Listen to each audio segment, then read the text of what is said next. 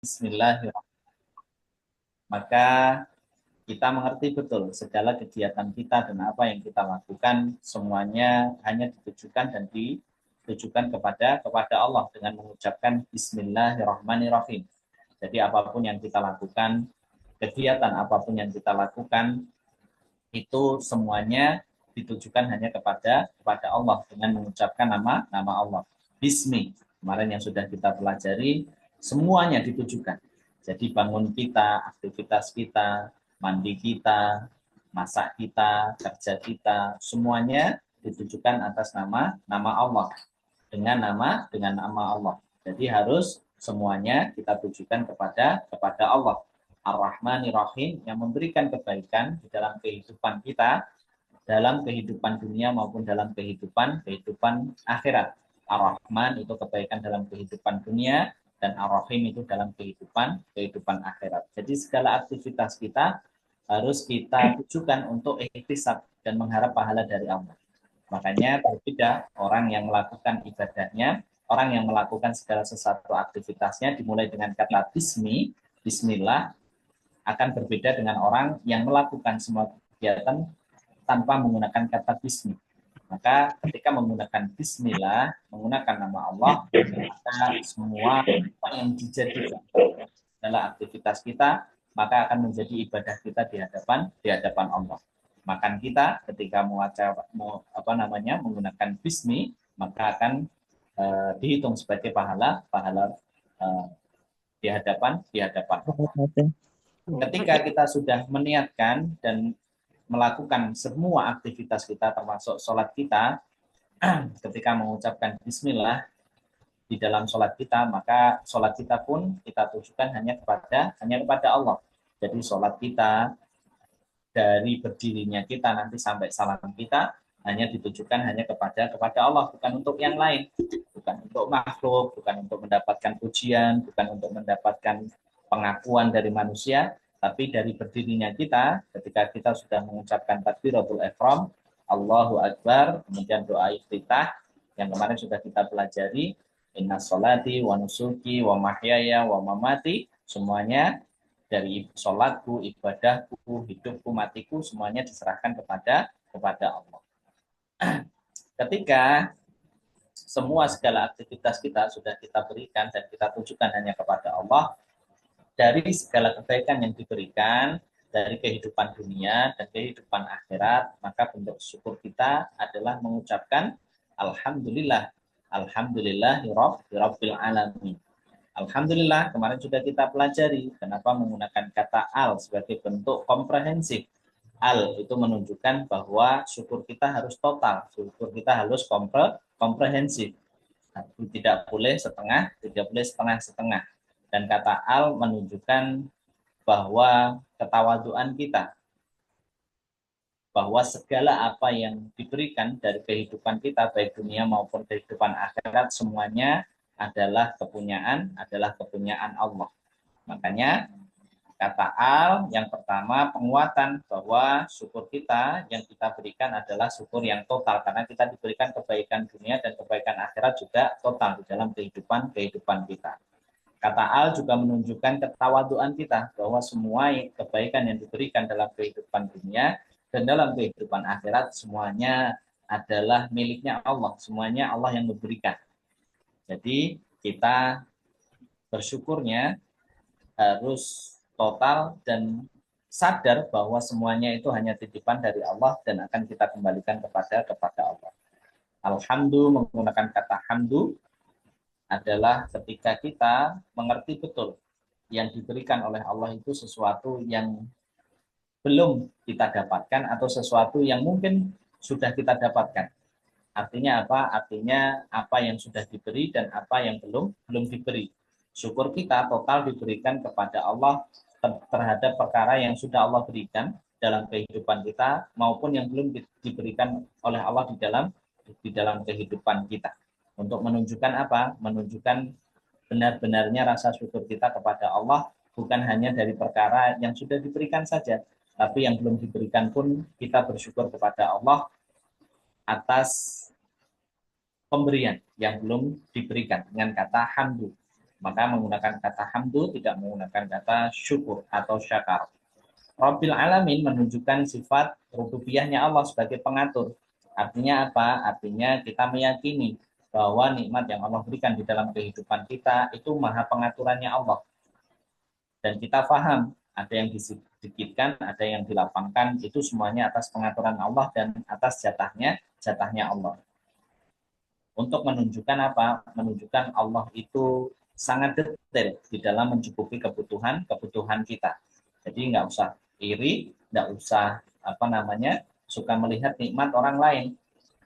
Semuanya sudah diukur dan diatur dengan takaran yang pas. Jadi kita tidak boleh suka membanding-bandingkan nikmat yang Allah berikan dalam kehidupan kita dengan nikmat yang diberikan oleh Allah dalam kehidupan orang lain. Rabbul Alamin yang menguasai alam. Artinya apa? Kalau kita syukurnya benar, jangankan kita yang minta Rabbul Alamin untuk menunjukkan semuanya pengaturan itu adalah yang punya, yang bisa memberikan adalah Rabb yang menguasai semesta alam.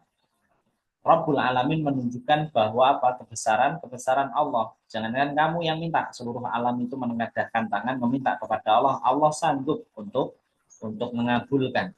Jangankan satu orang, seluruh dunia bareng-bareng mengangkat tangan dan semuanya dikabulkan, itu pun Allah mampu. Makanya menunjukkan sifat kebesaran Allah dari penguasaan langit dan bumi, Rabbul Alamin. Dan siapapun yang syukurnya benar, di dalam bersyukurnya alhamdulillahirabbil alamin, maka Allah itu harus berbeda dengan makhluknya. Kalau orang atau makhluk diberikan kebaikan, mungkin ketika sudah berterima kasih ucapannya ya sama-sama, tapi Allah itu berbeda. Khalik itu berbeda. Ketika ada makhluk yang bersyukur atas segala nikmat yang diberikan, maka Allah akan menambahkan. Itulah bedanya Khalik dengan makhluk. Ditambahkannya apa? Ar-Rahman Mirahim. Kalau syukurmu benar, maka Allah akan tambahkan dengan kebaikan dunia dan kebaikan akhirat. Makanya Allah mengulang pada ayat yang ketiga, Ar-Rahman Ar-Rahim. Allah akan tambahkan nikmat dan kebaikan di dalam kehidupan duniamu maupun dalam kehidupan nanti, kehidupan akhiratmu. Ar-Rahman Ar-Rahim, Maliki Yaumiddin. Kalau sudah ditambahkan kebaikan dunia dan kebaikan akhiratmu, maka ingat semuanya hanya titipan. Semuanya akan diminta pertanggungjawaban untuk menunjukkan apa? Menunjukkan bahwa Allah itu yang menguasai segalanya. Maka Allah menegaskan dengan kata Maliki Yaumiddin, yang menguasai nanti hari pembalasan. Untuk menunjukkan apa? Menunjukkan kepada kita, apapun yang aku berikan kepada kalian, jabatan, harta, dan apapun itu, kesehatan, hidung, mata, dan semua yang ada di dalam diri kita, nanti akan saya minta pertanggungjawaban. Orang itu kalau nitipin sesuatu barang, ketika diambil pasti akan ditanya, barangnya masih dalam kondisi bagus, akan dilihat masih dalam kondisi bagus atau enggak, ada cacatnya atau enggak. Begitupun dengan kita, dari fisik kita, dari apapun yang dititipkan, nanti akan diminta pertanggungjawaban. Umur kita akan diminta pertanggungjawaban, nikmat yang dikasih akan diminta pertanggungjawaban, mata diminta pertanggungjawaban, hidung diminta pertanggungjawaban, tangan diminta pertanggungjawaban.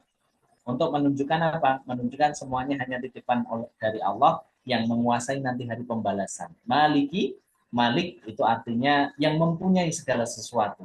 Artinya apapun yang ada di dalam diri kita yang dititipkan tadi dari kebaikan dunia dan kebaikan akhirat, maka nanti akan diambil. Yaumiddin, yaitu hari pembalasan. Untuk menunjukkan kepada kita, nanti akan ada tegak satu hari atau sebuah zaman atau sebuah episode di dalam kehidupan kita, yaitu hari pembalasan. Hari di mana semua akan dibalas dari apa yang dititipkan oleh Allah dalam kehidupan kita.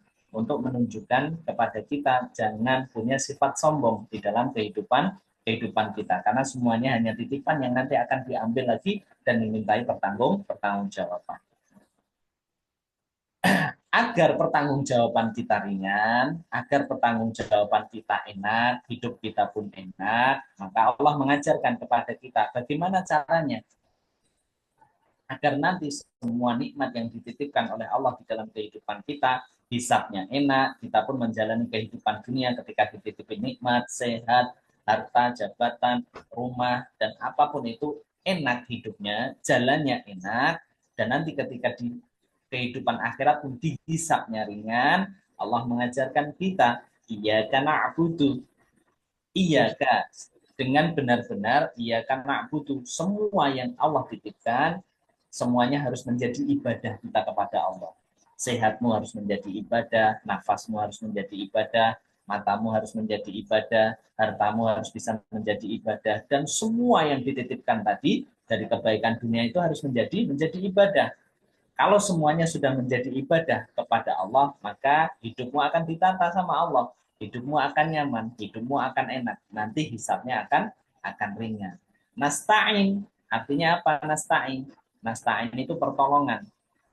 Kenapa Allah menggunakan diksi nasta'in setelah beribadah, kemudian nasta'in untuk menunjukkan kepada kita, ketika ibadahmu benar, maka solusi itu akan Allah berikan dalam kehidupanmu. Dan setiap orang itu pasti punya masalah. Kalau masalahmu hadir, maka tidak ada yang diminta pertolongan kecuali adalah Allah. Makanya ketika dibaca sholat, kenapa wasta'inu bisobri wassolat, mintalah kamu pertolongan dari sabar dan sholat, karena sholat itu memberikan solusi dari setiap permasalahan kamu. Allah sudah menjamin itu. Iya karena butuh, iya karena stain. Ketika ibadahmu benar, semua yang sudah dititipkan benar sebagai bentuk ibadah, maka setiap permasalahan di dalam kehidupanmu, Allah akan menjadi penolong. Allah akan menjadi solusi dalam setiap perkara yang Allah hadirkan. Ketika Allah itu memberikan masalah, sesungguhnya Allah itu sudah menyiapkan solusi. Yang kadang kita lupa ketika kita diberikan masalah, kita lupa minta solusinya kepada siapa.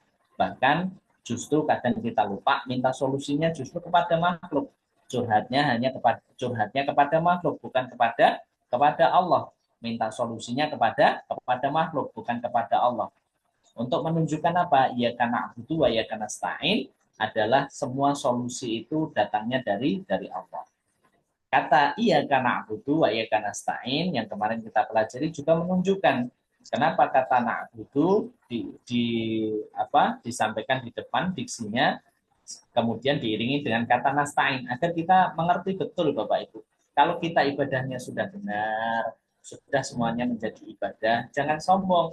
Karena apa? Ibadah kita pun itu tidak akan pernah bisa kita lakukan, bangun kita, tahajud kita, sholat kita, puasa kita, zakat kita, dan semuanya termasuk duduk kita di majelis ilmu tidak akan pernah bisa terlaksana dan tidak akan pernah bisa terjadi kecuali atas nasta'innya Allah, kecuali atas pertolongan Allah. Makanya kemarin saya sampaikan, kenapa kita tidak boleh sombong dengan amal ibadah kita, kata Imam Ibnu Qayyim, orang yang sombong terhadap amal ibadahnya adalah orang yang paling tercela, walaupun ketika bedanya adalah orang yang tercela.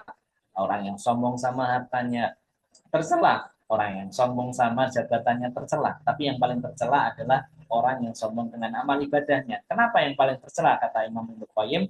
Karena ibadahnya belum tentu benar, karena ibadahnya belum tentu diterima sama Allah, tapi dia sudah sombong dengan ibadahnya. Untuk menunjukkan apa? Iya karena itu, wa iya karena stain. Salah satunya menunjukkan kamu tidak akan pernah bisa sholat, kamu nggak akan pernah bisa ibadah, nggak bisa duduk di majelis ilmu, kecuali atas nasta'innya Allah. Maka tidak boleh muncul sifat sombong ketika sudah sholat.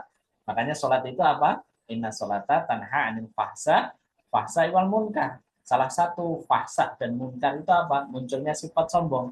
Maka kalau ada orang sholat, kemudian setelah sholatnya masih punya sifat sombong, berarti ada yang salah dalam sholatnya. Berarti masih ada yang salah dalam sholatnya. Maka itu yang menjadikan kita paham, yang kita pelajari dari runtutannya sampai ayat ke-5. Ayat ke-6 yang akan kita pelajari, ihdinas shiratal mustaqim. Sebagai pengantarnya tadi sudah direview. Ayat terakhir yang kita pelajari, iya karena butuh, iya karena stain. Ketika kita mengucapkan iya karena butuh, iya karena stain, apa yang Allah sampaikan Bapak Ibu? Masih ingat ya? Ketika kita belajar tadabbur bacaan sholat.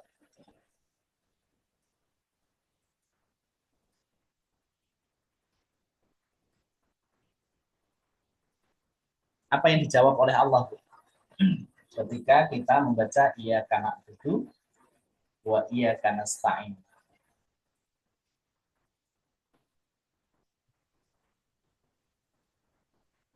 Hadza baina wa baini abdi. Nggak ada yang ingat sama satu orang pun? Mungkin kalau boleh saya ingat bahasa Indonesianya Pak Ustadz, nun sewu Boleh. ngapunten. Ini adalah antara urusanku dengan hambaku. Betul. Hadza baina wa baini abdi. Ini adalah perjanjian hamba. Ketika kita sudah mengucapkan di dalam Al-Fatihah, dalam sholat kita, iyyaka na'budu wa iyyaka nasta'in. Allah itu menjawab langsung Bapak Ibu. Hadza baina wa baini abdi. Ini adalah perjanjianku dengan hambaku. Wali abdi, kata Allah, kalau hambaku ini benar, syukurnya benar, ibadahnya benar, semuanya sudah dikembalikan kepada ibadah dari segala nikmat yang dititipkan, kebaikan dunia yang dititipkan, semua sudah benar menjadi bentuk ibadah, maka ia karena butuh, ia karena stain, Allah itu menjawab hadza baina wa baini abdi, ini perjanjian aku dengan hambaku. Wali abdi, kalau semuanya sudah benar, ma'asa'alaka. Semua yang kamu minta akan aku kabulkan. Itulah luar biasanya.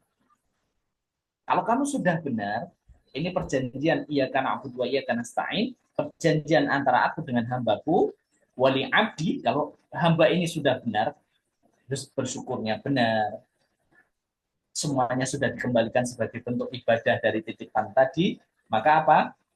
Masa'anaka. Semua permintaanmu akan aku kabulkan. Semua yang kamu minta akan aku kabulkan. Sekarang saya tanya Bu, kalau Allah sudah mengatakan masaan, semua akan dikabulkan. Saya tanya, saat Bapak Ibu yang mau menjawab, apa yang Bapak Ibu minta? Kita jalan yang lurus Pak Ustadz, kebenaran dalam Dan menjalankan kehidupan dunia dan akhirat. apalagi Bapak Ibu yang diminta? Dari diamnya Bapak Ibu sudah bisa terbaca. Ada yang minta hutangnya dilunasin, ada yang minta masalahnya diselesaikan, ada yang minta tabungannya ditambah, ada yang minta anaknya solih, ada yang minta macam-macam kan, yang Bapak Ibu minta pastinya. Husnul Dan khotimah. husnul khotimah yang diminta pasti bukan hanya satu, semuanya itu pengen diminta. Kalau Allah mengatakan semuanya akan aku kabulkan, ini perjanjian aku dengan hamba. Kalau semuanya sudah benar, apapun akan aku kabulkan. Semuanya akan aku kabulkan. Dan permintaan kita kan banyak, tapi Allah mengajari kepada kita, kalau kamu minta dari apa yang aku kabulkan, maka Allah mengajari doa kepada kita di ayat yang ke-6. Ihdinas shiratal mustaqim. Ya Allah, tunjuki aku jalan yang lurus. Karena apa? Kalimat ihdinas shiratal mustaqim itu sudah mencakup semua kebutuhan kita. Semua apa yang kita minta sudah terdapat di dalamnya. Makanya kita akan bahas makna ihdinas shiratal mustaqim. Satu-satu Bapak Ibu. Ihdina. Ihdina kalau kita pisah, ihdina sirat itu jalan, mustaqim itu yang lurus. Ihdina dulu. Kenapa menggunakan ihdina? Padahal petunjuk itu kalau yang sering kita dengar namanya apa Bu? Petunjuk itu hidayah. Petunjuk itu apa? Hidayah. Hidayah itu berasal dari kata huda. Makanya di dalam Al-Quran kan banyak kan huda. Hudal lil muttaqin. Alif lam mim dzalikal kitabul la raiba fi hudal lil muttaqin. Huda petunjuk, dan banyak diulang di dalam Al-Quran. Huda itu bentuk jamaknya dari kata hidayah. Kata hidayah berasal dari kata huda. Tapi kenapa di ayat ini, ayat ke-6, tidak menggunakan kata huda siratim mustaqim, tapi menggunakan kata ihdi dan disambung dengan kata nah. Ihdi, huda itu jamaknya, tapi kalau kamu minta agar segera dikabulkan, maka bahasanya menggunakan kata ihdi, bukan huda lagi.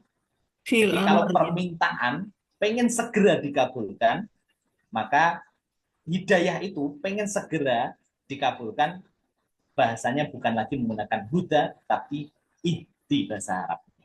Makanya ihdi. Dan disambung dengan kata na. Kenapa disambung dengan kata na? Na itu dalam bahasa Arabnya nahnu. Nahnu itu bentuk jamak. Makanya doanya ini yang luar biasa kalau kita pahami. Dari atas kita itu minta perseorangan. Mengucap Alhamdulillah, Ar-Rahmanir-Rahim, Maliki Yaumiddin, Iyyaka na'budu wa iyyaka nasta'in, itu perseorangan. Tapi ketika kita diajari oleh Allah, meminta kepada Allah itu dengan ihdina, berilah kami, bukan berilah aku petunjuk, tapi berilah kami, bentuk jamak. Menunjukkan apa? Kata ihdina, yang kita minta kepada Allah, solusi itu bukan hanya untuk kita saja, tapi solusi itu untuk anak kita, untuk keluarga kita, untuk saudara-saudara kita. Dan Bapak Ibu bayangkan betapa luar biasanya Allah dan kasih sayangnya Allah, maha rahimnya Allah di dalam kehidupan orang beriman ketika diajari surat Al-Fatihah. Berapa banyak muslim hari ini tadi sholat subuh, yang melaksanakan sholat subuh Bapak Ibu? Kalau semuanya faham, mengucapkan ihdinas siratal mustaqim, tunjukkan kami jalan yang lurus, berarti berapa ribu muslim, berapa juta muslim yang mendoakan kita semuanya. Termasuk Bapak Ibu tadi ketika mengucapkan ihdina, bukan hanya minta ditunjuki hidayah kepada kita, tapi hidayah kepada semua saudara kita. Artinya apa? Artinya kita didoakan oleh berjuta muslim di dalam kehidupan kita. Bukan hanya kita yang berdoa minta, tapi kita didoakan oleh seluruh saudara muslim kita yang hari ini mengucapkan ihdinas siratal mustaqim. Luar biasa nggak Bapak? Luar biasa. Kita tidak diajari oleh Allah minta hidayah tadi, petunjuk tadi, bukan hanya untuk kita, tapi untuk anak kita, istri kita, saudara muslim kita mendoakan, dan kita pun hari ini didoakan. Dan itu terulang 17 kali di dalam sholat kita. Makanya kalau kita selesai dari sholat, belum mendapatkan solusi, berarti ada yang salah dari sholat. Kalau kita selesai sholat, belum tercukupi kebutuhan kita, maka ada yang salah dari sholat kita. Maka ada yang salah dari sholat kita. Kalau kita setelah selesai sholat masih sesek dada kita, berarti masih ada yang salah dari sholat kita.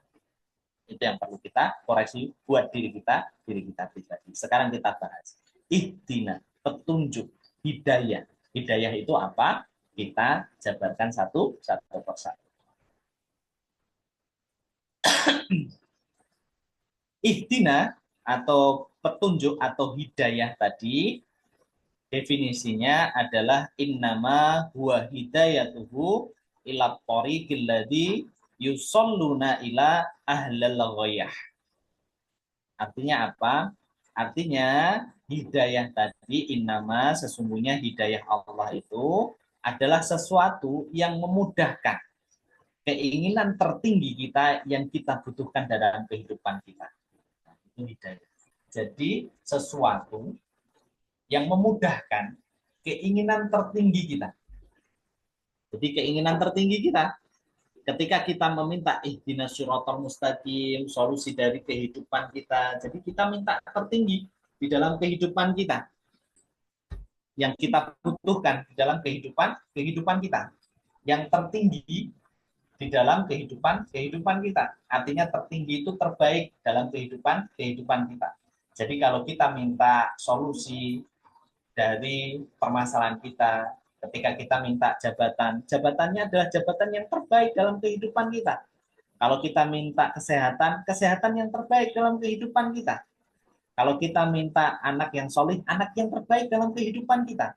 Kalau kita meminta harta yang terbaik, ya harta yang terbaik, yang berkah dalam kehidupan kita. Ketika kita mengucapkan ihdina, hidayah tadi, sesungguhnya kita sudah minta solusi dari segala permasalahan kehidupan kita. Yang punya hutang, minta solusi agar diberikan cara terbaik buat bayar. Yang diberikan kesempitan, diberikan cara terbaik atas segala kelapangan. Yang diberikan sakit, cara terbaik untuk menyembuhkan. Adalah kemudahan-kemudahan yang diberikan oleh Allah untuk mencapai yang terbaik yang kita butuhkan. Itu makna hidayah.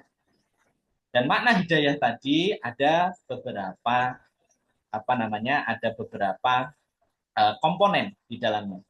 Jadi ada beberapa makna yang terkandung di dalam hidayah.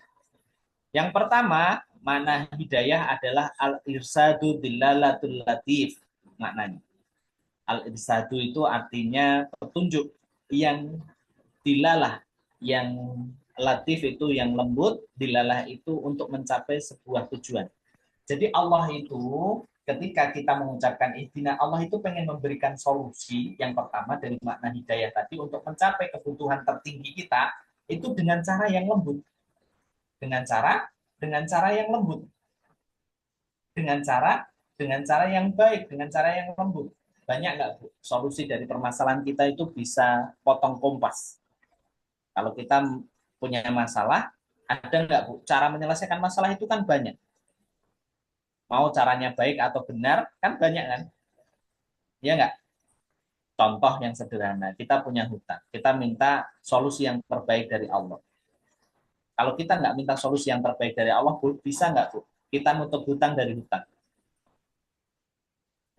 Kita nutup hutang dari hutang. Contoh kita punya hutang kepada saudara kita, ditagih. Kan kita nggak enak kalau nggak dibayar. Akhirnya apa? Bisa nggak, Bu, kita nerabas, kemudian kita ambil riba dengan cara yang cepat untuk nutup hutang saudara. Artinya itu bukan cara yang lembut, bukan cara yang baik. Tapi yang kita minta, makna hidayah yang pertama, Allah itu menunjuki solusi yang baik, solusi yang lembut, dengan cara yang teratur, dengan cara yang runtut, yang lembut, yang tidak menabrak syariat-syariat yang Allah turunkan di dalam kehidupan kita. Kalau kita diberikan anak, misalnya, anaknya belum nurut, bisa nggak, Bu, kita cari cara yang ekstrim untuk ngajari anak kita? Mungkin bisa kita kurung di kamar, mungkin bisa kita hajar, mungkin bisa kita pukul. Tapi apakah itu cara yang baik? Yang kita minta ketika kita pengen diberikan anak yang baik dari anak kita yang nakal, yang belum nurut, Allah itu nuntun kita. Allah itu memberikan cara yang lembut untuk mengajari anak kita agar menjadi anak yang baik. Itu contoh-contohnya. Dari al-irsadul dilalatil latif. Kita diberikan cara yang baik, cara yang lembut untuk menuntun dari setiap solusi kita. Dari setiap solusi kita. Makanya Allah, kita turunkan ayatnya. Allah mengajarkan kepada kita apa solusi terbaik dalam kehidupan kita dari setiap permasalahan kita. Yaitu ketika Allah menurunkan Al-Quran di dalam kehidupan kita. Makanya apa? Ketika kita meminta ihdina, petunjuk yang lurus, makanya petunjuk yang lurus itu yang paling baik dan paling benar adalah petunjuk yang berada di dalam Al-Quran. Dan Allah sudah menyampaikan itu. Yuk, salah satu dibuka surat Al-Baqarah 185. Dibacakan artinya.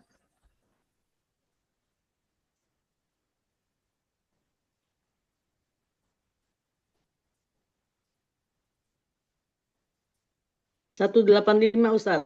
Ya, Al-Baqarah 185.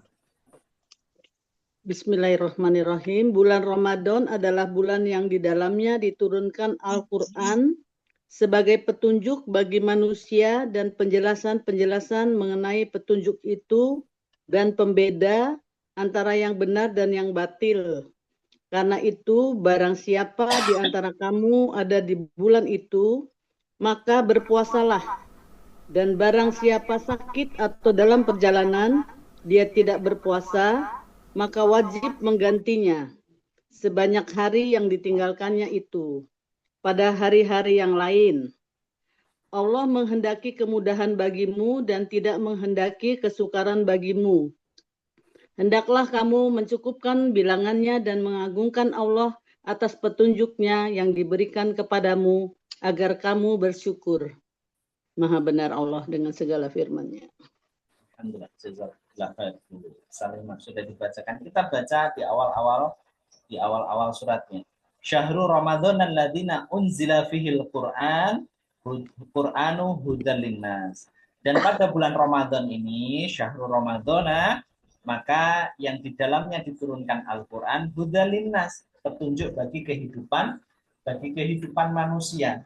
Artinya petunjuk huda, petunjuk hidayah yang diberikan di dalam kehidupan kita dan menjadi petunjuk jalan yang lurus yang bisa membedakan antara yang benar dan yang salah, yang hak dengan yang batil, itu semuanya ada di dalam Al-Quran.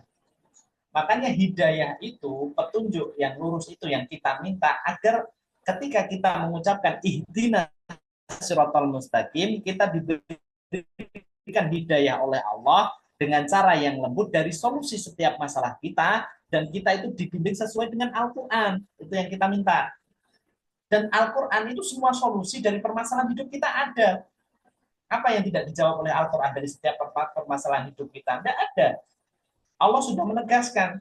Al-Quran itu diturunkan sebagai petunjuk bagi manusia terhadap perkara yang benar dan yang salah. Untuk membedakan antara yang hak dengan yang batil. Dan semuanya itu sudah tertuang di dalam Al-Quran dari segala permasalahan kita. Ilmu waris diatur di dalam Al-Quran. Muamalah diatur di dalam Al-Quran. Perniagaan diatur di dalam Al-Quran. Apa yang tidak diatur di dalam Al-Quran dari segi kehidupan kita? Semua solusinya ada. Semua solusinya ada. Contoh ayat yang saya sampaikan tadi. Kalau kamu mendapatkan permasalahan dari setiap apa yang Allah titipkan dari permasalahan yang ada di dalam kehidupan kamu, Allah itu menyampaikan wasta'inu bis-sabri was-shalat. Minta tolonglah kamu kepada Allah dari sabar dan sholatmu. Kenapa Allah menggunakan kata sabar dan sholat? Itu salah satu solusi dalam kehidupan kita. Kalau kita diberikan masalah, maka datangilah sabar dulu. Kemudian apa? Dengan sholatmu. Karena orang yang sabar, karena orang yang sholat belum tentu sabar. Makanya Allah menggunakan kata sabar dulu. Sabar dulu. Artinya apa? Sabar itu artinya terima dulu apa yang Allah tetapkan di dalam kehidupan kita dari masalah kita. Jangan mudah menggugat Allah, jangan mudah mencela Allah, jangan mudah protes sama Allah. Kalau kita diberikan sakit, jangan mudah protes sama Allah. Kok aku yang diberikan sakit? Kok aku yang diberikan masalah, ya Allah? Padahal yang lebih pantas dia, wong aku sering ke masjid, dia nggak pernah ke masjid kok. Malah aku yang sering ke masjid juga dikasih masalah. Dia yang nggak pernah ke masjid malah nggak dikasih masalah. Kalau dikasih masalah sama Allah, sabar dulu, terima dulu. Karena apa? Karena ketika kita sudah terima dari ketetapan Allah, Allah itu pasti akan memberikan solusi dari setiap masalah kita. Dan solusi dari setiap masalah kita itu ada di dalam Al-Quran. Itu makna yang pertama dari kata hidayah. Makanya ketika kita mengucapkan ihdina, ya Allah berikan hidayah petunjuk di dalam hatiku, yang pertama itu kita diberikan jalan yang lembut dari setiap solusi dalam kehidupan kita dari permasalahan kita. Tuntunannya apa? Tuntunannya adalah Al-Quran. Yang kedua, kita diberikan tuntunan dari setiap masalah dan solusi dalam kehidupan kita itu adalah kita sandarkan yang pertama kepada Al-Quran, yang kedua kepada Rasulullah SAW. Makanya Rasulullah itu disebut sebagai uswatun hasanah, contoh yang baik. Kenapa disebut sebagai uswatun hasanah, Bapak Ibu? Kenapa Nabi itu disebut sebagai uswatun hasanah, contoh yang baik? Karena siapapun yang melekat pada Rasulullah, maka dia akan ditunjuki dan diberikan jalan dari setiap permasalahan kehidupannya. Contohnya siapa? Contohnya para sahabat. Mana sahabat yang dekat dengan Rasul yang tidak ditata hidupnya oleh Allah? Tunjukkan saya satu sahabat yang dekat dengan Rasulullah yang hidupnya tidak ditata oleh Allah. Abu Bakar ketika menyatakan keimanannya dan dekat kepada Rasulullah, hidup bersama Rasulullah, maka Allah atur hidayah dan petunjuk kehidupan bagi Abu Bakar dan dinobatkan oleh Allah sebagai penduduk surga. Padahal masih hidup, tapi sudah dikabarkan Abu Bakar itu penduduk surga. Siapa yang nggak mau, Bapak Ibu? Kemudian siapa? Umar bin Khattab. Kemudian Utsman bin Affan. Kemudian Ali bin Abi Thalib. Dan kemudian siapa? Sahabat-sahabat besar yang lain yang dekat dengan Rasulullah. Karena uswatun hasanah itu petunjuk atau apa namanya? Contoh yang baik. Kenapa disebut uswatun hasanah? Contoh yang baik karena setiap apapun yang melekat pada Rasulullah itu memberikan petunjuk dan memberikan jalan yang baik dalam kehidupan kita, yang mengatur kehidupan kita. Makanya ketika kita tidak mengikuti Rasulullah SAW, maka kita akan jauh dari petunjuk Allah. Kita akan jauh dari petunjuk Allah. Dan salah satu yang menghilangkan hidayah di dalam kehidupan kita itu karena kita tidak mengikuti Rasulullah SAW.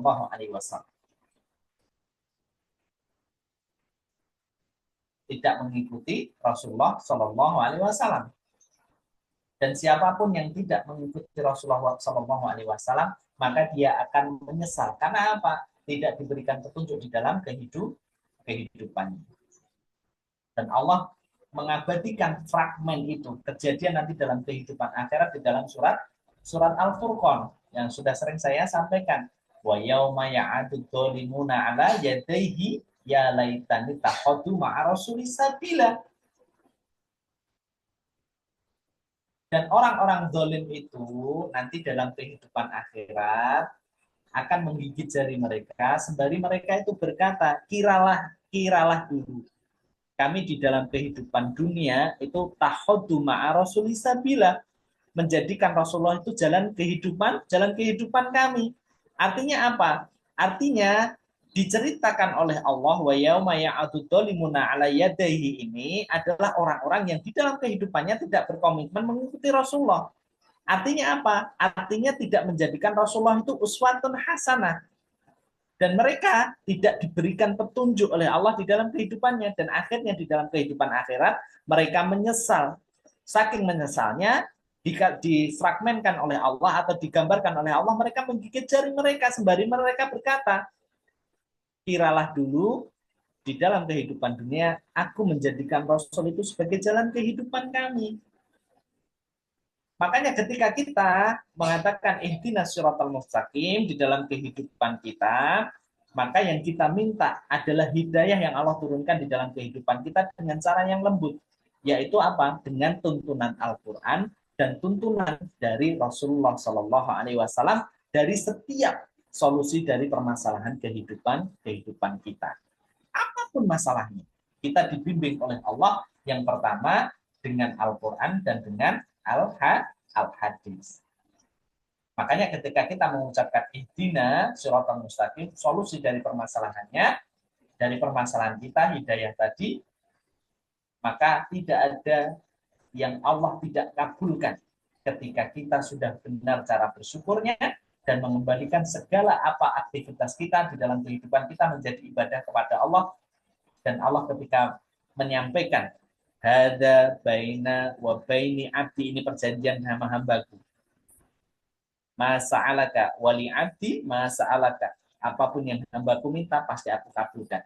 Mintanya apa? Ihdinas siratal mustaqim, solusi dari setiap permasalahan dalam kehidupan kita.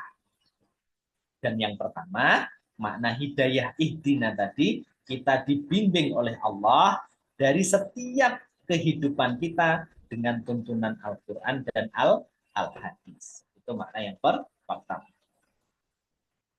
Yang kedua, makna hidayah.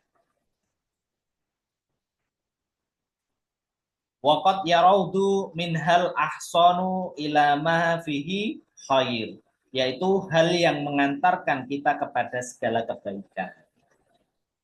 Hal yang mengantarkan kita kepada segala kebaikan. Jadi makna hidayah yang kedua adalah semua hal yang mengantarkan kita kepada kebaikan. Kita buka Qur'annya, surat Al-Baqarah ayat kelima, Bapak Ibu.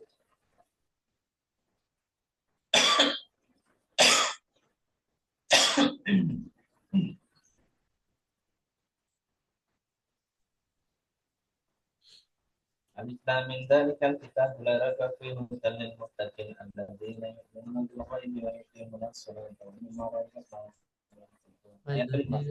Ulaika humul muflihun. Maka dibaca artinya, Bapak.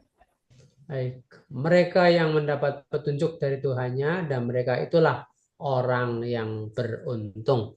Ya.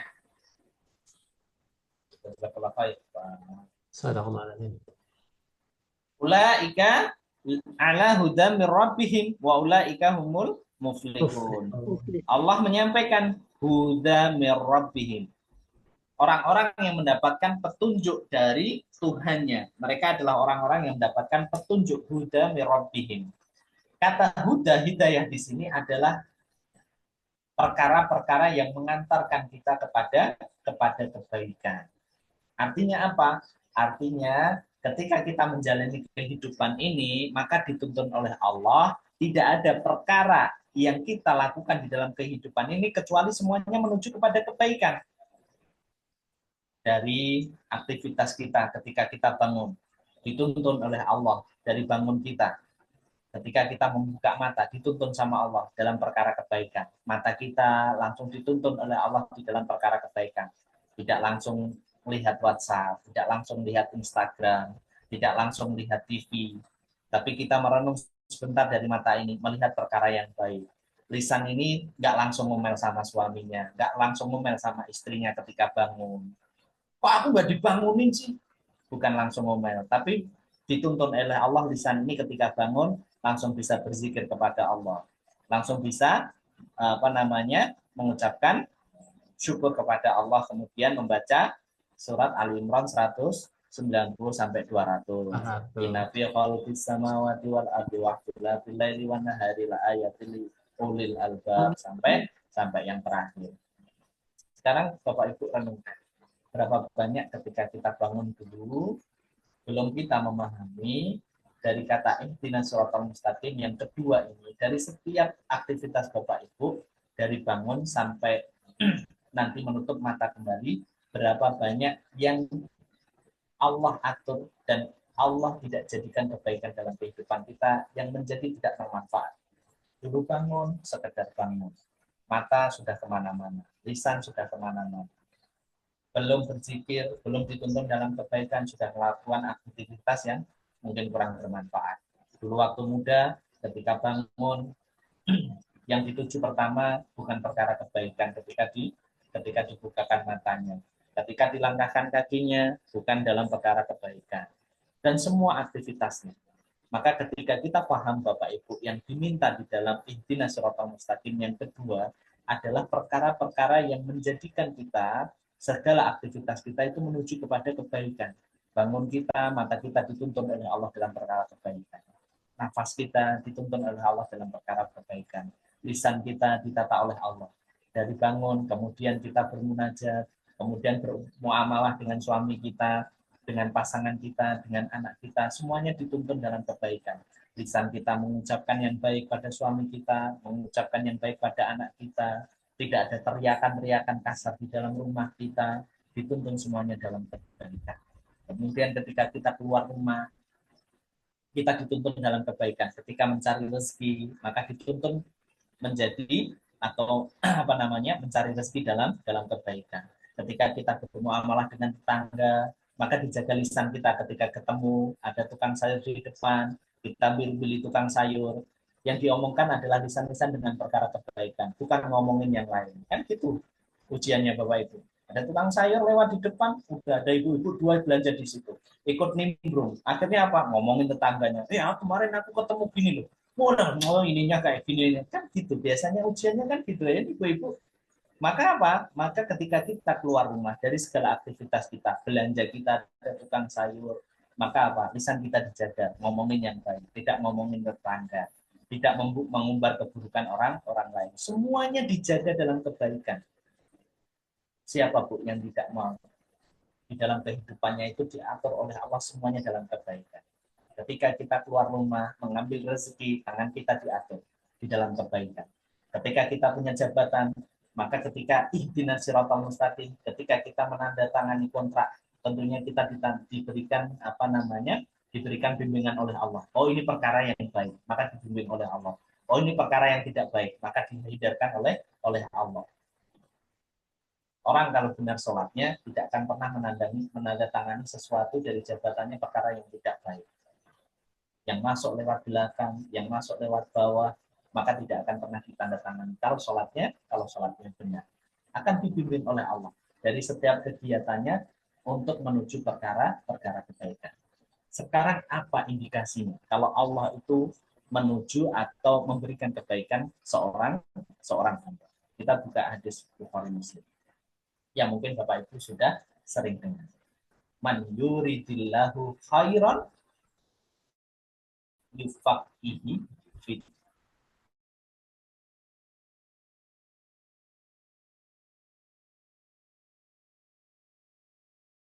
Hartanya. Enggak ditambahkan mobil, enggak ditambahkan rumah. Tapi apa yang Rasulullah sampaikan? Allah itu kalau menghendaki kebaikan pada seorang hamba, yufaqihi fid. Allah fakihkan dia tentang urusan agama. Jadi Bapak Ibu bersyukur kalau hari ini masih Allah berikan kesempatan untuk duduk mengkaji ilmu. Berbaik sangkalah kepada Allah. Allah sedang menambahkan kebaikan pada kita.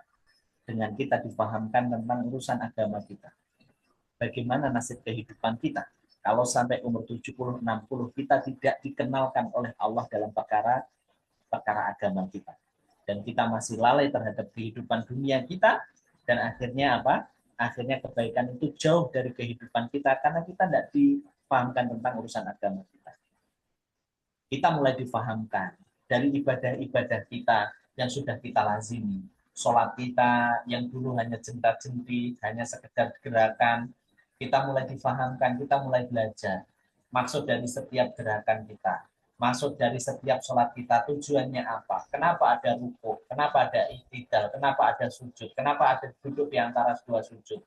Kenapa ada tahiyat akhir? Kita sudah mulai paham dari setiap ibadah kita. Itu bentuk kebaikan yang Allah berikan dalam kehidupan kita. Makanya jangan pernah luput dari rasa syukur kita kepada Allah. Kita mulai difahamkan tentang majelis ilmu. Majelis ilmu itu menjadikan kita paham.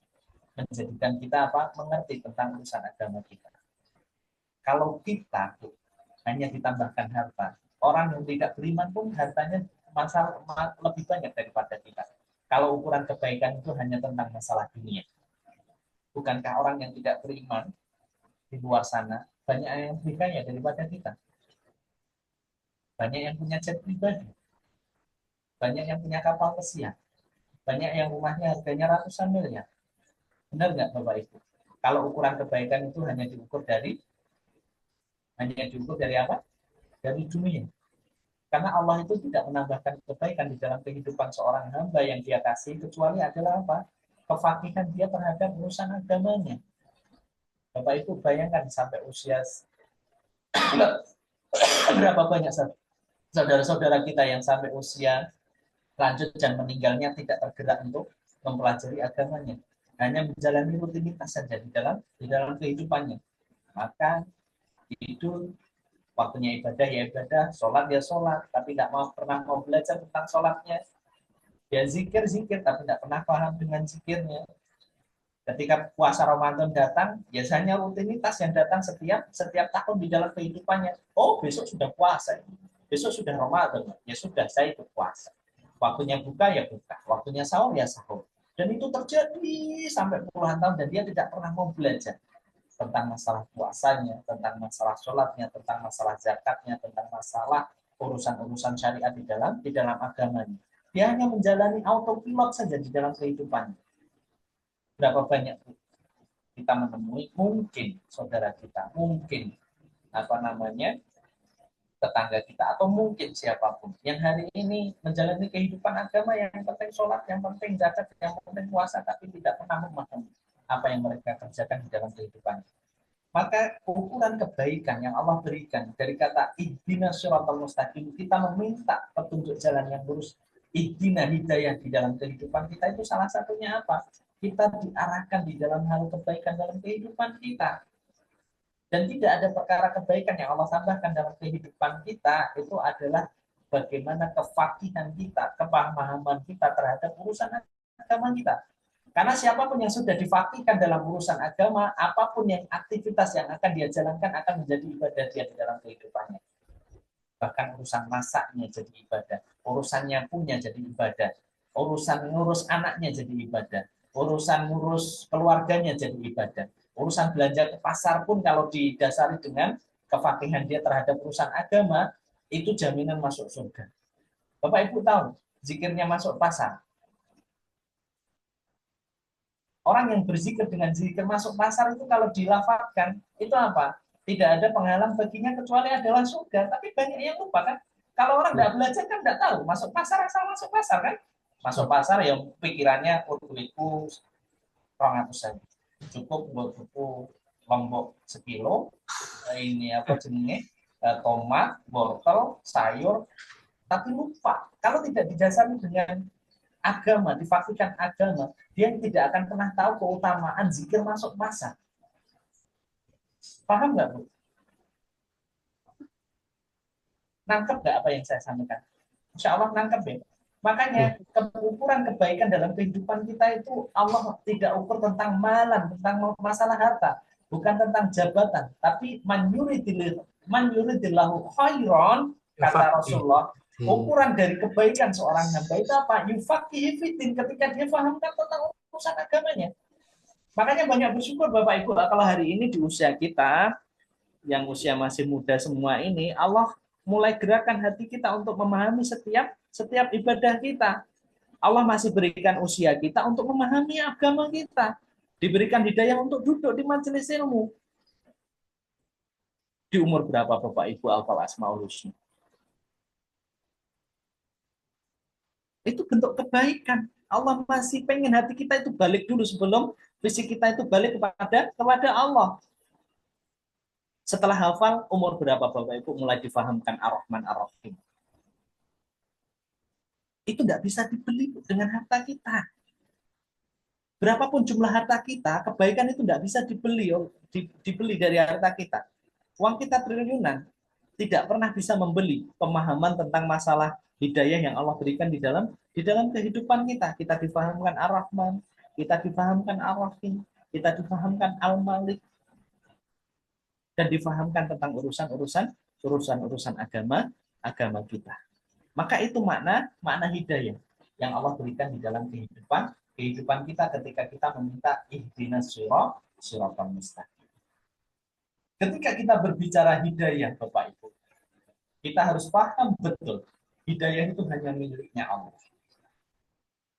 Hidayah itu hanya miliknya Allah. Hatta Rasulullah Shallallahu Alaihi Wasallam, manusia termulia, kekasihnya Allah yang sangat Allah cintai dalam kehidupan dunia, itu tidak bisa memberikan hidayah dalam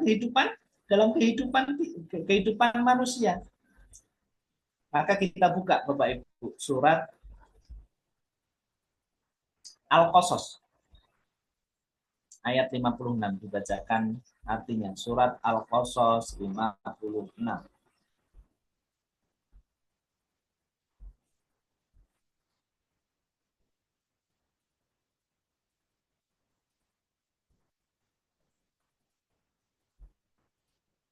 Coba Ustadz. Ya, silakan ya. Bismillahirrahmanirrahim. Sesungguhnya kamu tidak akan dapat memberi petunjuk kepada orang yang kamu kasihi, tetapi Allah memberi petunjuk kepada orang yang dikehendakinya. Dan Allah lebih mengetahui orang-orang yang mau menerima petunjuk. Shadaqallahul adzim. Nah, menunjukkan kepada kita apa, Bapak Ibu? Ketika kita meminta ihdina, hidayah, kenapa kita meminta kepada Allah? Karena yang bisa memberikan hidayah, yang bisa memberikan petunjuk di dalam kehidupan kita itu hanya Allah. Hatta Rasulullah itu tidak bisa memberikan hidayah kepada orang lain. Kalau Rasulullah itu bisa memberikan hidayah kepada orang lain, tentunya pamannya Abu Thalib itu akan mendapatkan hidayah. Tapi Rasulullah tidak bisa mengatur hidayah itu, dan ayat ini diturunkan kepada siapa? Ketika Abu Thalib meninggal, kan kita tahu kan bagaimana kecintaan Rasulullah itu kepada pamannya. Paman yang menjadi tameng di dalam kehidupannya ketika berdakwah di Mekah. Pamannya adalah salah seorang pembesar Quraisy. Dan ketika Abu Thalib itu masih hidup, maka tidak ada yang berani menyentuh Rasulullah Shallallahu Alaihi Wasallam. Yang menjadi tameng ketika Rasulullah diembargo, diboikot, Abu Thalib juga ikut diboikot. Tapi apa yang terjadi pada ujung kematian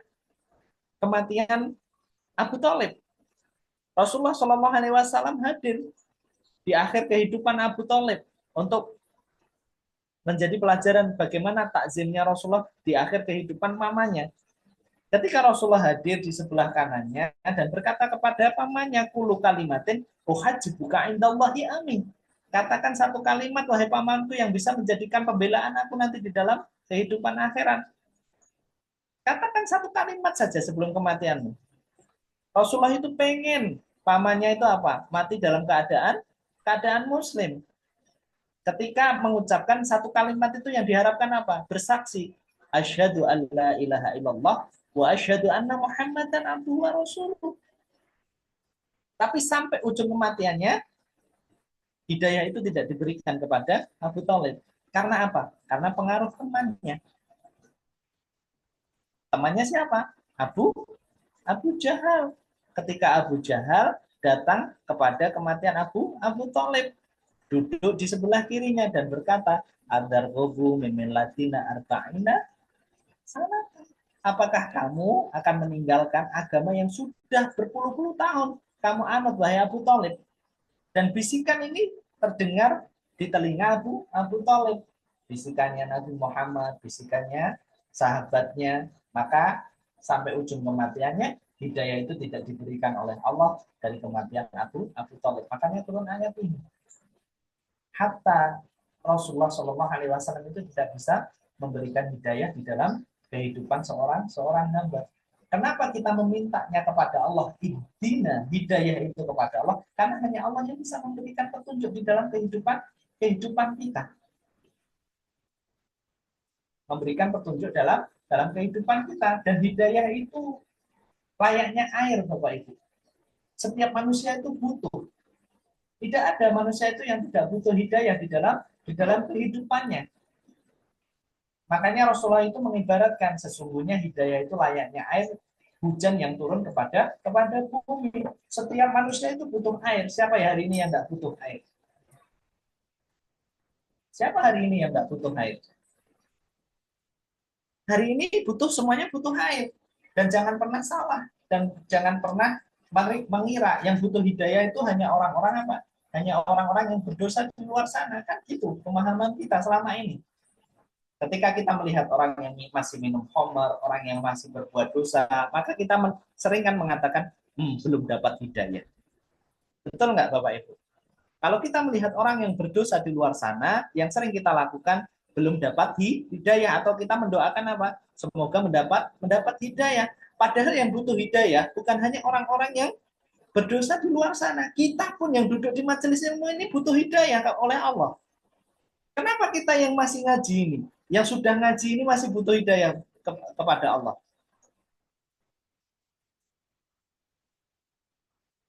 Ada yang bisa jawab nggak? Kenapa kita duduk di majelis ilmu ini masih butuh hidayah dari Allah? Kita masih meminta hidayah kepada Allah.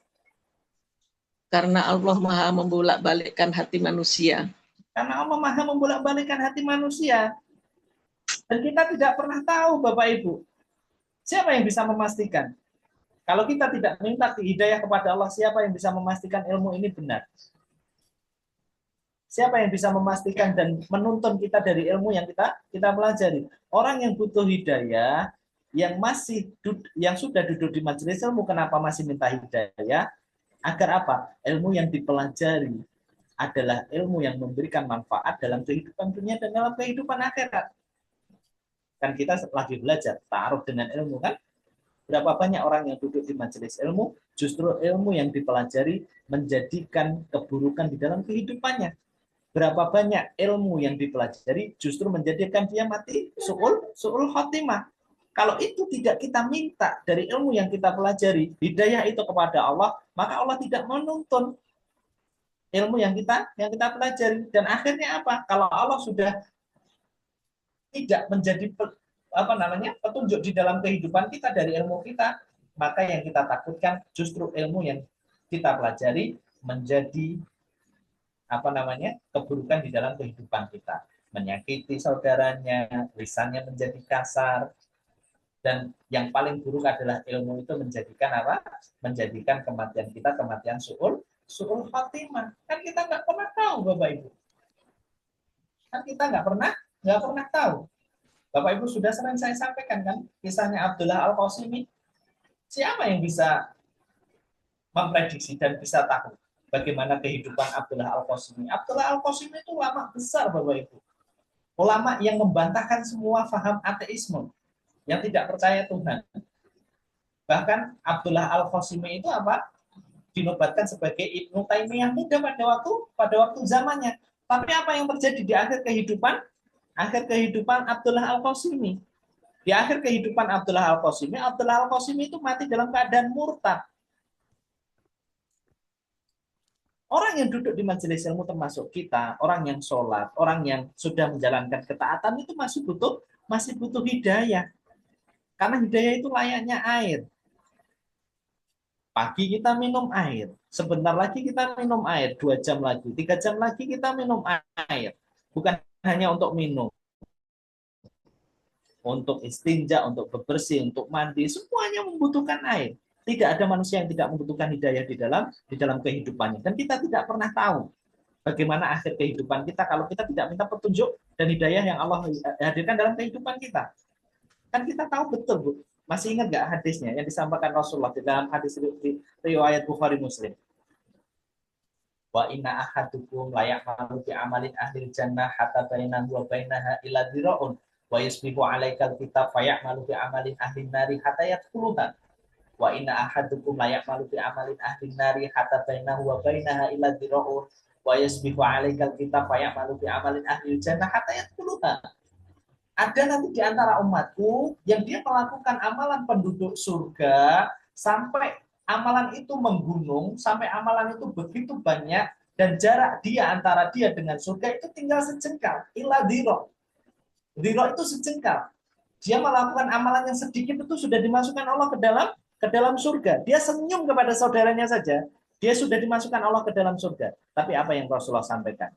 Hatta bainahu wa bainaha illa dhira'un fayasbihu 'alaikal kitab. Di akhir ujung kehidupannya, di catatan amal kehidupannya, di akhir kehidupannya dia melakukan amalan penduduk neraka hatta yadkhuluha, dan dia dimasukkan Allah ke dalam neraka. Begitu juga dengan sebaliknya, kita nggak pernah tahu.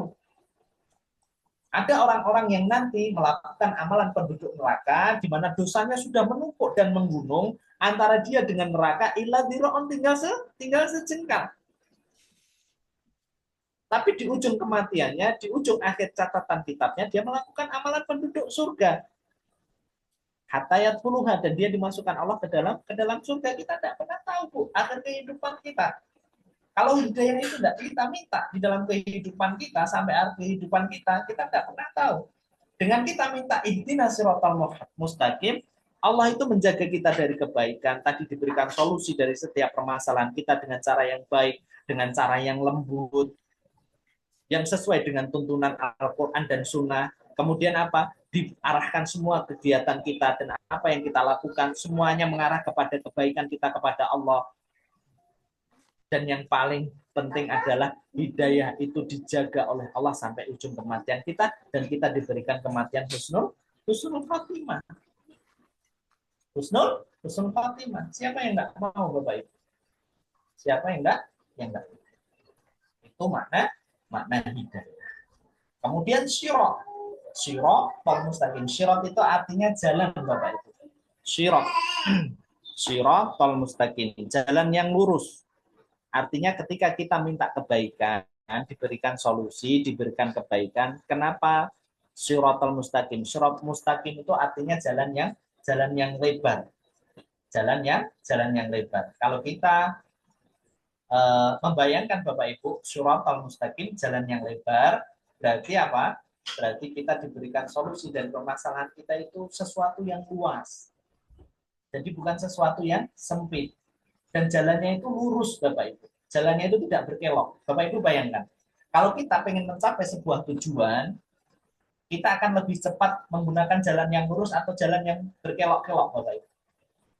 Yang lurus, Jalan yang lurus, itulah yang Allah maksud. Ketika kita meminta petunjuk jalan yang lurus, menuju kebaikan dengan cara yang lembut, itu adalah jalan yang cepat. Nanti akan ada kaitannya dengan ayat yang setelahnya.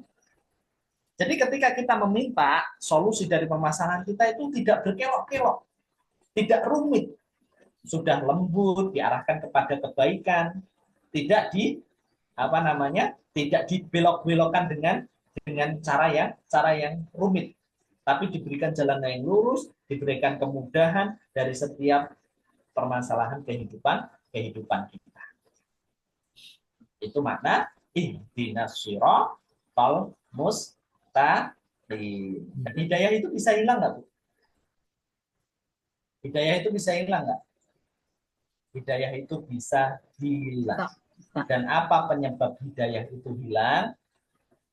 Tidak bisa saya bahas detail, tapi saya bahas ayat yang ke-7. Poin-poin besarnya. Nah, hidayah yang hilang dan ketika nanti disesatkan adalah jalan yang diberikan nikmat dan bukan jalan orang yang diberikan kesesatan. Karena apa? Orang yang diberikan kesesatan tadi tidak diberikan hidayah, dan hidayah itu bisa hilang karena penyebab-penyebabnya ada 3 yang paling besar. 1, kecintaan terhadap dunia, itu yang menjadikan hidayah itu hilang. Hubbud dunya kullu roksiat khotiatin. Cinta dunia itu pangkal dari segala kerusakan, termasuk hidayah. Itu yang pertama. Yang kedua, yang menjadikan hidayah hilang karena tidak mengikuti Rasulullah SAW. Dalam surat Ali Imran, "Qul in kuntum tuhibbunallaha fattabi'uni yuhibbukumullah fayaghfir lakum dzunubakum wallahu ghafurur rahim." Siapa yang tidak mengikuti Rasulullah, maka hidayah itu, petunjuk jalan yang lurus itu akan hilang. Karena surat ini, ayat ini adalah ayat imtihan yang dikirimkan kepada setiap orang sebagai komitmen dia untuk mengikuti Rasulullah Shallallahu Alaihi Wasallam. Dan yang ketiga, yang menjadikan hidayah itu hilang di dalam kehidupan kita karena kita salah dalam mengambil teman. Lanjutannya tadi, wa yauma ya'udzu dhalimuna 'ala yadayhi alaitani taqatu ma rasulullah sabila ya wailata laitani lam attahid fulanan qalila. Itu salah satu fragmen yang Allah gambarkan dalam kehidupan akhirat. Ketika kita tidak mengikuti Rasul, penyesalan yang terbesar, penyesalan yang keduanya apa? Ya laitani, ya wailata laitani lam attahid fulanan qalila, dan mereka itu berkata, sekiranya dulu saya tidak mengambil dia sebagai teman saya dalam kehidupan dunia. Artinya apa? Ketika kita salah dalam mengambil teman, itu bisa menjadikan kita hilang hidayah itu di dalam kehidupan kita. Orang kalau sudah taat, kumpulannya orang yang tidak taat, bisa jadi semuanya ketika waktu itu berjalan, bisa jadi dia terpengaruh sama temannya ketika imannya masih goyah. Orang kalau berkumpul, circle-nya adalah orang yang suka ngomongin orang, akan terbawa untuk ngomongin orang. Orang yang kalau circle-nya hanya suka jalan-jalan, maka akan terbawa dengan suka jalan-jalan. Tapi kalau orang circle-nya adalah orang yang taat, maka ketaatan itu akan terjaga. Maka salah satu yang menjadikan hidayah itu hilang ketika kita salah dalam mengambil teman. 1, kecintaan dia terhadap dunia yang berlebih. hubud dunya kullu ra'su khati'atin, cinta dunia itu pangkal semua kerusakan. Yang kedua, ketika dia tidak mengikuti Rasulullah SAW, dan yang ketiga adalah ketika dia salah dalam mengambil teman. Sebenarnya penjabarannya panjang, tapi tidak bisa saya sampaikan di sini karena waktunya pasti tidak cukup.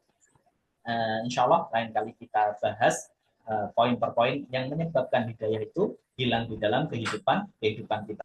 Yang paling penting adalah apa yang kita pahami ketika kita mengucapkan ihdinas syiratal mustaqim.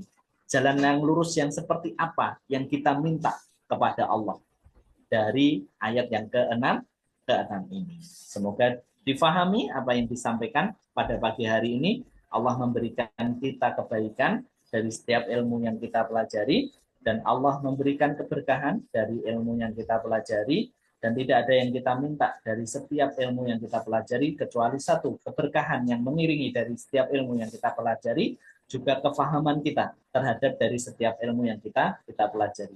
Rabbi zidni ilma warzuqni fahma. Ya Allah, tambahkanlah kami selalu ilmu dan tambahkanlah kami selalu kefahaman terhadap apa yang Kau turunkan dari Al-Quran dan Al-Hadis. Itu yang bisa saya sampaikan, Bapak Ibu semuanya. Semoga dari setiap ayatnya kita mulai faham. Ketika kita dalam sholat kita, ketika membaca Al-Fatihah, ketika kita sudah Allahu Akbar, doa iftitah, kemudian kita membaca Bismillahirrahmanirrahim. Alhamdulillahirabbil alamin. Ar-Rahmanirrahim. Maliki yaumiddin. Iyyaka na'budu wa iyyaka nasta'in. Ihdinas shiratal mustaqim. Kita sudah mulai memahami setiap tadabbur dan setiap ayat yang kita pelajari. Barakallahu fikum, itu yang bisa saya sampaikan. Kita tutup. Subhanaka Allahumma rabbana wa bihamdika asyhadu an la ilaha illa anta astaghfiruka wa atubu ilaik.